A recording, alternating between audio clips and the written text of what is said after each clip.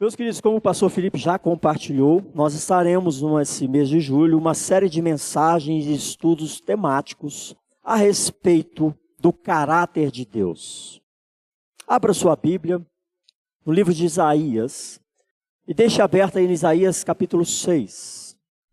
Enquanto você abre a sua Bíblia, rapidamente, porque você é treinado, maneja bem as Escrituras, então você vai achar com facilidade o livro de Isaías. Quero te fazer uma pergunta muito séria. Agora olha para cá. Pergunto: o que é que você acha que sabe a respeito de Deus? O que é que você acha que sabe a respeito de Deus? Essa pergunta parece boba, mas é uma pergunta séria, profunda, que precisa ser respondida. Irmãos, o ser humano, por causa da queda, nós, por causa do pecado, temos a tendência de conceber Deus a partir de uma mentalidade corrompida pelo pecado. Todo ser humano concebe uma ideia de Deus, uma ideia de um ser superior. E alguns, ainda mais cauterizados pelo pecado, ignoram totalmente e rechaçam totalmente a possibilidade de existir um Deus. Tudo isso é importante refletirmos nessa pergunta. O que é que nós achamos que sabemos a respeito de Deus? Presta atenção. Tudo que eu e você entendemos ou achamos que sabemos a respeito de Deus, se não partir das Escrituras, joga fora. Joga fora. Todo conceito, todo entendimento que temos a respeito de Deus, se não está saindo das Escrituras, descarta. Joga fora, faça uma revisão de conceitos, porque o fato é, tudo que nós temos a respeito de quem é Deus, do que Ele pensa e de qual é o propósito dele para a sua criação, tudo que nós temos a esse respeito, o próprio Deus revelou a nós. Tudo que nós temos que de fato é verdadeiro a respeito de Deus, nós temos porque Deus quis se revelar. Ele se auto-revela para o seu povo. E a Bíblia é uma testificação dessa revelação. A Bíblia é o registro dessa revelação de Deus para nós. Então tudo que nós concebemos a respeito de Deus, que esteja à parte das Escrituras, descarta, joga fora, põe fogo. Não serve para nada. É idolatria do coração do homem. É concepção do pecado do homem. Então tudo que nós precisamos saber de quem é Deus, do que Ele pensa e de qual é o seu propósito está revelado nas Escrituras. Deus se auto-revelou para mim e para você. O Deus Criador dos céus e da terra, o Deus Todo-Poderoso, se revela ao homem. Se revela ao homem. E por meio das Escrituras, nós temos guardado essa revelação para o nosso ensino, para o nosso direcionamento.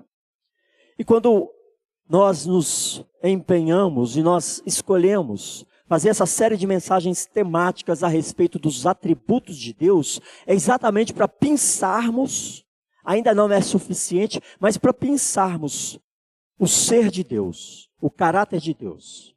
Aquilo que Ele revela, não é aquilo que a gente acha que é, mas aquilo que Ele revela a nós. Quem é Deus? O que nós podemos esperar de Deus? No mundo falsamente cristão, falsamente evangélico, o Brasil está cheio disso, tem muita gente frustrada com Deus. Por quê?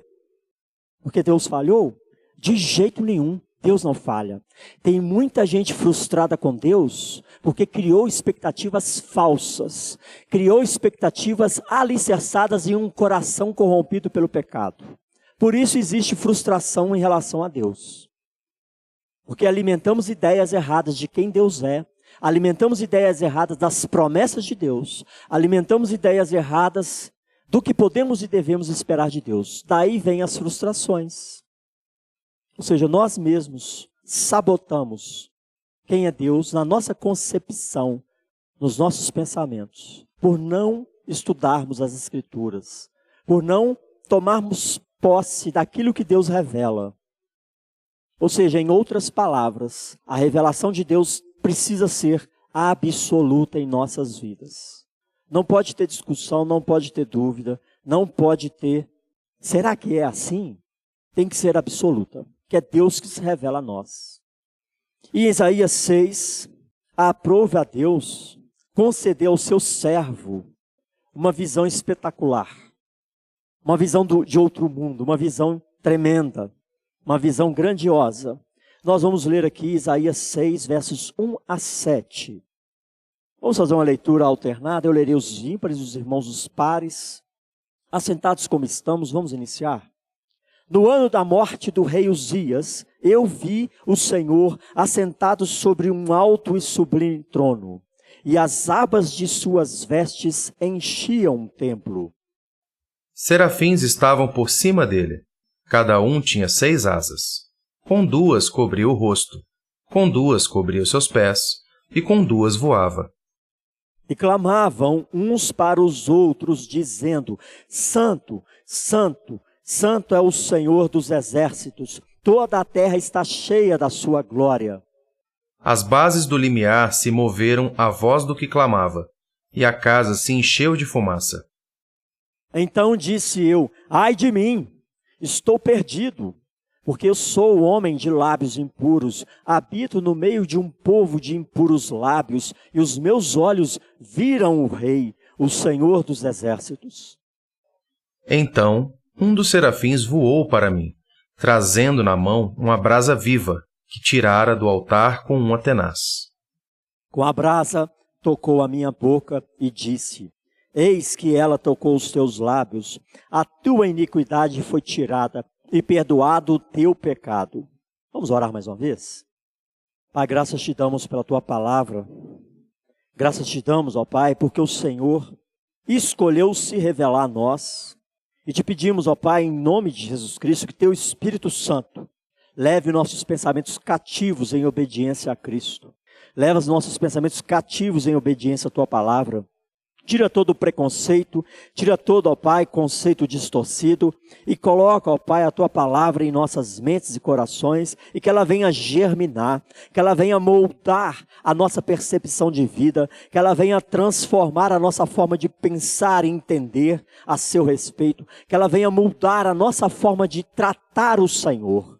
Molda-nos, ó Pai, a partir da Tua palavra e que Teu Espírito Santo esteja, ó Pai, nos dando corações quebrantados e contritos, para que possamos Te honrar, para que possamos Te servir da forma que o Senhor é digno de ser servido. Somos gratos a Ti, ó Pai, pela Tua revelação e Te pedimos, dá-nos, ó Pai, a conhecer mais de Ti, encha-nos da Tua graça e que Teu Espírito Santo nos guie, ó Pai, nesse momento de recebermos a Tua palavra, de ministrarmos a Tua palavra e que a Tua palavra venha frutificar em nossos corações. Em nome de Jesus, oramos e pedimos. Amém, igreja? Meus queridos, essa visão que o profeta teve é uma visão sobrenatural, uma visão maravilhosa.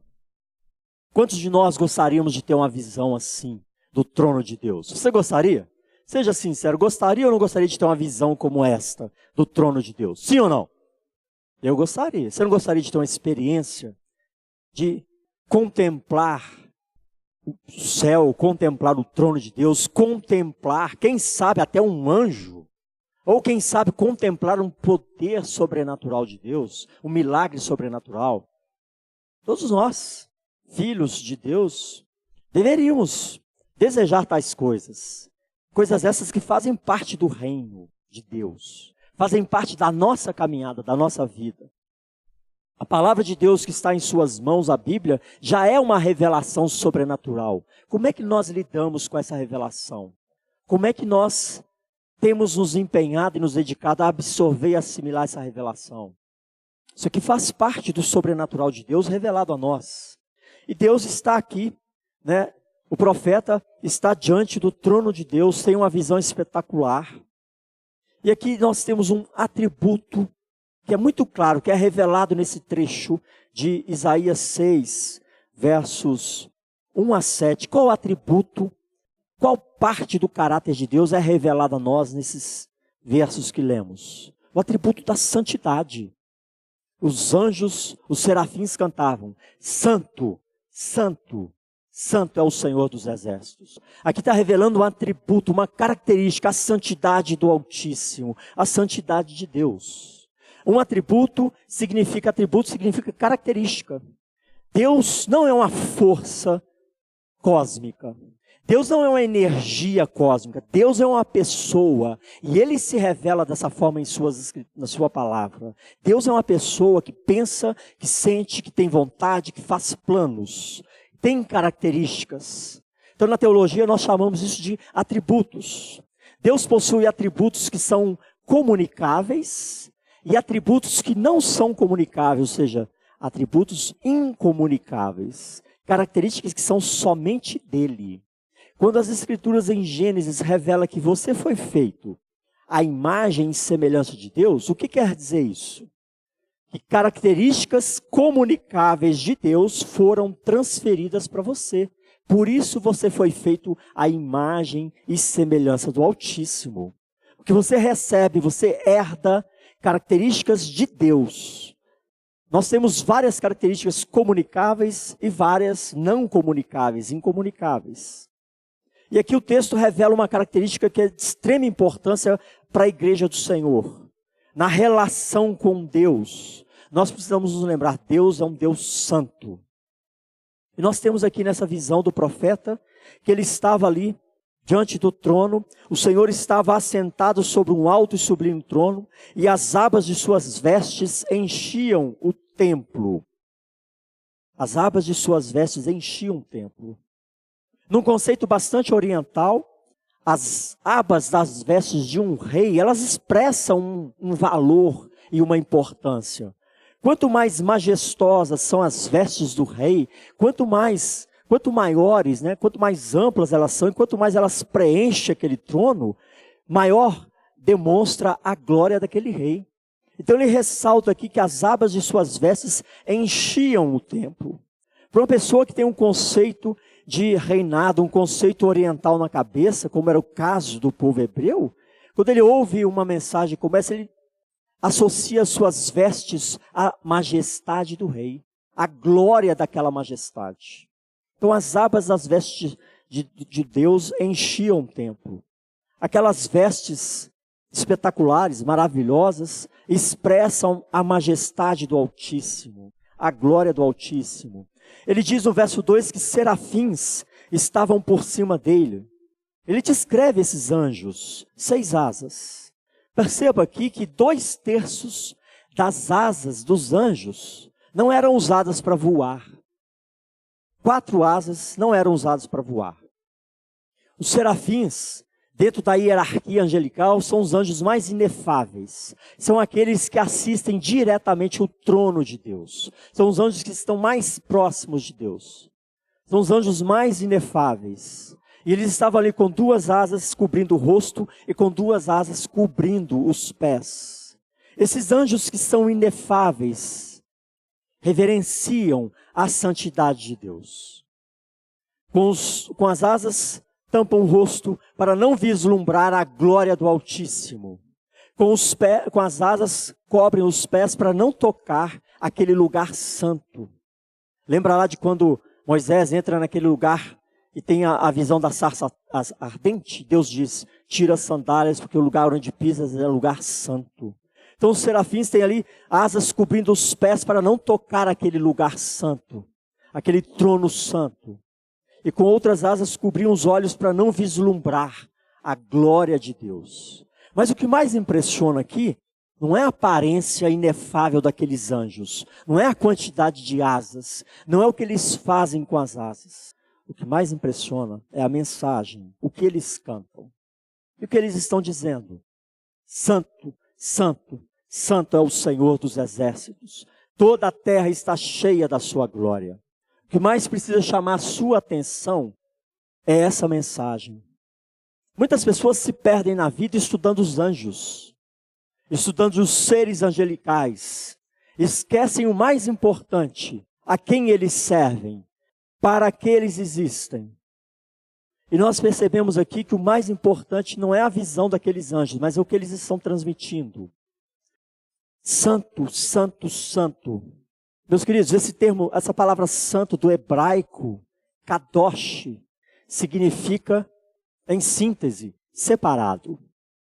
Nós vemos em toda a Bíblia, nós percebemos no povo hebreu, na linguagem do Velho Testamento, quando se quer dar ênfase a alguma coisa que é de extrema importância, a gente não encontra pontos de exclamação, a gente encontra repetição. E aqui eles repetem 3 vezes, santo, santo, santo. Você não vê em outro lugar nenhum da Bíblia, ninguém dizendo de outro atributo, outra característica de Deus, 3 vezes como aqui. Você já encontrou na Bíblia algum lugar dizendo Deus é amor, amor, amor? Não tem. Ou dizendo Deus é justo, justo, justo? Não encontra. Mas aqui eles estão dando ênfase à santidade de Deus. Nosso Deus é um Deus santo. E eles estão dando ênfase, porque a santidade de Deus é o próprio ser de Deus. Não é apenas uma característica, não é apenas um atributo, é o atributo. O nosso Deus é um Deus santo. Um Deus por si só santo. E assim nós vemos todos os outros atributos envolvidos pela santidade de Deus. Ser santo é a própria essência de Deus. Kadosh, que significa, em uma síntese, separado. Esse termo Kadosh ou separado, ele traz 3 conceitos muito importantes para a nossa reflexão. 3 conceitos muito importantes. Esse ser separado, ser santo, esse atributo de Deus, ou seja, ele é separado de quê? Aponta para 3 conceitos. Primeiro, Deus é puro, totalmente puro. Não há em Deus nenhuma variação de luz, não há nele treva nenhuma. Ele é puro, totalmente puro, em todo o seu ser. Então ele é separado de tudo que há. Ele é totalmente puro. Um outro conceito que esse termo santo traz para nós é que Deus é um ser transcendente. Ele não é apenas separado. Na nossa mente limitada, como é que a gente entende um ser transcendente? É difícil de entender. O que é um Deus santo, um Deus transcendente? A gente entende muito bem alto e baixo, não é? Embaixo, em cima, na frente e atrás. Mas o que é ser transcendente? Imagina um círculo. Se coloque nesse círculo. Coloque toda a criação nesse círculo. Coloque os anjos e os demônios dentro desse círculo. Deus é transcendente, Ele está fora desse círculo. Ele está acima de tudo isso. Ele é transcendente. Vai muito além de alto, de baixo, de acima, de abaixo, de à frente ou atrás. Ele é transcendente. Ele não está nessa comparação, Ele está muito além disso. É nisso que implica essa transcendência de Deus. Ele não é somente separado, Ele é transcendente. Então ele fala assim, Ele é separado, eu pego aquele microfone e levo lá para o outro lado, separei. Não é isso. Ele é transcendente. Ele não está nesse espaço, Ele não se coloca nesse espaço, Ele não se coloca dentro da sua criação. Ele está acima, Ele transcende a sua criação. Ele é santo. Isso quer dizer que é um Deus puro, é um Deus transcendente. E um outro conceito que a gente precisa absorver dentro da santidade de Deus é que Ele é distinto. Ele é único. Nosso Deus, que é um Deus triuno, que se revela como um Deus triuno, é único. Tudo que nós temos partiu da criação desse Deus que é distinto. Desse Deus que é transcendente. Desse Deus que é puro. Ele é distinto. As pessoas costumam colocar, por conceitos distorcidos e contaminados pela filosofia humana, que existe uma guerra entre bem e mal, que existe uma disputa entre Deus e o diabo. Isso é o maior engano que existe. Não existe uma disputa dessa forma, porque Deus é transcendente, Deus é puro, Deus é distinto. O bem e o mal estão muito aquém de Deus. O diabo, com todos os seus demônios, estão muito aquém de Deus. Deus é transcendente. Ele é distinto. Ele é puro. Então não tem como colocar Deus em pé de igualdade com nada de sua criação.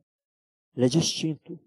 E quando nós falamos que Deus é santo, devemos entender que Ele é puro, que Ele é transcendente, que Ele é distinto. Distinto de tudo o que há, de tudo que existe. E os anjos estão exaltando a santidade de Deus e reforçando essa santidade, repetindo por 3 vezes. E isso é que precisa chamar a nossa atenção. Não é a beleza do paraíso, não é a beleza do trono, não é a beleza das vestes do rei, não é a beleza dos serafins, mas é o fato de nosso Deus ser um Deus santo, um Deus totalmente puro, um Deus transcendente, um Deus distinto, que escolheu relacionar com você, que escolheu te chamar, que escolheu estar se revelando a nós. Isso precisa mexer com a gente, irmãos. Isso precisa nos fazer vibrar. Você vibra com essa ideia de ser amado por um Deus transcendente, um Deus puro, um Deus distinto de toda a criação? Isso mexe com você? Se não mexe, deveria. Porque olha só, olha o que o texto diz, o verso 4, o profeta percebe que as bases do limiar se moveram à voz do que clamava. Até as bases do templo se moviam à voz de Deus, à presença de Deus. Até essas bases tremiam, vibravam. Você vibra, você teme, ou você treme. Isso mexe com você? Ou a gente ouve isso e fala assim, legal. Não, essa revelação precisa mexer com a gente. Deus é santo, é um Deus puro, é um Deus transcendente. Ele é distinto de tudo que existe e escolheu relacionar comigo. Essa mesa é a prova desse relacionamento. Deus escolheu se relacionar conosco. Se isso não gera no seu coração alegria e contentamento, se isso não eleva a sua estima, se isso não te coloca para frente, nada nesse mundo fará isso. Porque tudo nesse mundo é passageiro. Deus é eterno e o amor dele é eterno. Isso precisa nos motivar, nos encorajar, nos alegrar. Nós precisamos tirar os olhos de coisas passageiras, de coisas materiais e voltar os nossos olhos para essa visão do Rei. E isso precisa nos fazer vibrar, isso precisa nos alegrar. O profeta teve essa percepção da santidade de Deus, da grandeza de Deus e temeu. Ai de mim, estou perdido. Nós também precisamos ter percepção da grandeza e da glória de Deus e temer. Porque o nosso Deus é um Deus santo, é um Deus puro, é um Deus transcendente. E eis que um anjo, um serafim voa, vai de encontro a Isaías e ao profeta e toca com a brasa em teus lábios e diz, tua iniquidade foi tirada e perdoado o teu pecado. Com certeza ali ele ficou mais tranquilo. Agora presta atenção numa coisa. O que é que te tocou para te livrar da escravidão do pecado? O que é que te tocou e o que é que te toca para te perdoar dos seus pecados? Não é a brasa do altar, mas é o sangue do próprio Deus Filho. E o pão e o fruto da videira demonstram e representam esse sangue que foi derramado por mim, por você. Esse sangue que nos toca, que nos lava e nos purifica de todo o pecado. Isaías tremeu nas bases, foi tocado por brasas. Nós precisamos tremer nas bases e ter a consciência de que somos tocados pelo sangue do Cordeiro, que temos livre acesso a esse Deus majestoso somente por causa do sangue de Jesus Cristo. Amém, igreja? Está entendendo? Isso precisa nos fazer alegrar, nos animar, nos fazer vibrar. Você não é tocado com brasas, você é tocado com o próprio sangue de Deus Filho. Isso te purifica, isso nos liberta das amarras do pecado. E é isso que limpa as nossas iniquidades. Caso contrário, não teria sentido nenhum estarmos aqui nessa noite. Não teria sentido nenhum participarmos do pão e do fruto da videira. Mas podemos e devemos fazê-lo por causa do sangue de Jesus que nos toca e que nos purifica de todo pecado. Meus queridos, o texto revela para nós essa característica que é a essência do próprio Deus, Deus Santo. E eu e você, nós precisamos refletir essa característica da santidade, porque esse Deus Santo diz para mim e para você, sede santos, como eu sou santo. Deus se dirige a nós e nos ordena, sede santo, como eu sou santo. Quando Deus diz para que você seja santo, Ele não está dizendo seja perfeito. Seja perfeito, pastor Milton. Seja perfeito, pastor Felipe. Seja perfeito, Gustavo. Ele não está dizendo isso, ele diz, seja santo. Santo significa? O que significa santo? Separado. A palavra santo nas Escrituras não significa perfeito, significa separado. Em que aspecto nós seremos separados? E nós fomos separados. O próprio Deus nos separou. Nos tirou da morte e nos trouxe para a vida. Nos tirou das trevas e nos trouxe para a luz. Você foi separado pelo próprio Deus e Ele diz, sede santo. Permaneça separado da morte. Permaneça separado das trevas. Sede santo, porque eu sou santo. Seja separado do pecado, porque eu não me relaciono com o pecado. Eu estou separado disso. E nós precisamos refletir em 3 causas básicas, ou 3 urgências que nós devemos considerar para sermos santos. São coisas muito simples. A primeira delas, obediência a uma ordem de Deus. Sede santos, porque eu sou santo. Isso precisa despertar em nós um senso de urgência. Pode-se dizer uma primeira causa para que eu precise buscar ser santo na presença de Deus. Ser santo na sociedade que eu vivo. Segunda causa ou segunda urgência, uma necessidade minha. Nós mesmos. Nós temos necessidade de permanecermos separados. Porque é o pecado que quebra a nossa comunhão com Deus. Então é minha necessidade pessoal desenvolver essa santificação, estar e permanecer santo, separado de toda a prática do pecado. É minha necessidade. Não é somente uma ordem de Deus, um ato de obediência, mas é uma necessidade minha. E terceira causa ou terceira urgência que eu e você deveríamos ter para permanecermos santos. Testemunho. Testemunhar para o mundo, testificar para o mundo quem é Deus. Cada uma dessas causas possuem e produzem um impacto profundo. E precisam produzir esse impacto profundo. João 15, versos 13 a 15, Jesus diz, obediência. Vós sereis meus discípulos ou meus amigos se me obedecerem. Não é uma opção. Então, o primeiro senso de urgência, a primeira causa pela qual eu preciso lutar pela santificação da minha vida, pela continuidade desse estado de separação do pecado, é obediência. E Jesus decreta, você só será considerado meu amigo se me obedecer. Se me obedecer. Lá em 2 Coríntios 3, versos 1 a 3, o Senhor diz, com todas as letras, que nós somos cartas para o mundo. Que nós não precisamos de referência humana, porque nós somos cartas de Deus para referendar a nossa caminhada terrena. Que o mundo deve olhar para nós e ver o reino de Cristo, ver a autoridade de Deus. Então, segunda causa, urgência pela qual devemos lutar, pela nossa santificação, porque somos testemunhas para esse mundo. O mundo só vai reconhecer a majestade, a santidade de Deus através do seu testemunho, da sua vida, do seu dia a dia. E lá em Efésios 4:30, qual é a minha, a sua necessidade de permanecermos em santificação? Eu já disse que o pecado quebra a comunhão. Você não quer comprar briga com Deus? Não cultive o pecado. Se você não quer ganhar o desagrado do Pai, não cultive o pecado. Isso é um fato.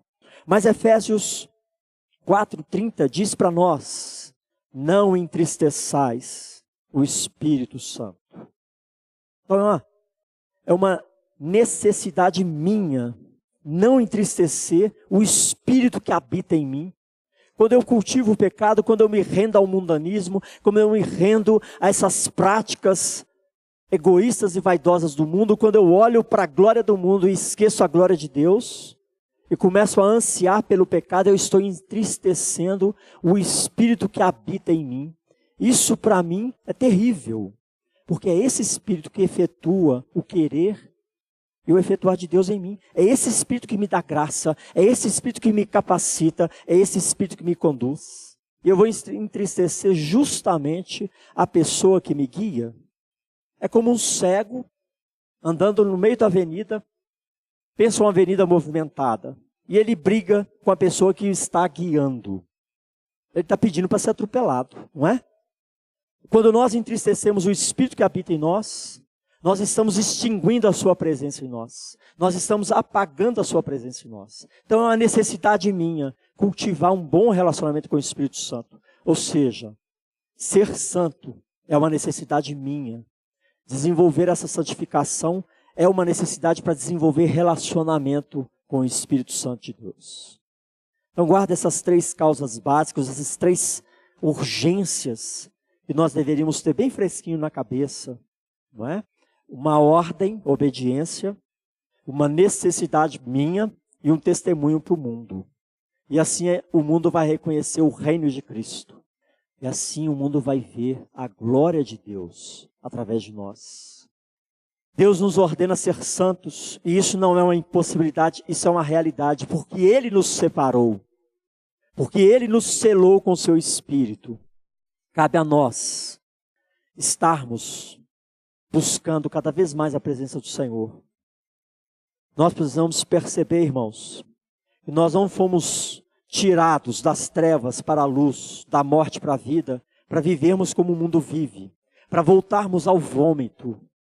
Mas nós fomos resgatados para brilhar a glória de Deus, para externar a sua santidade.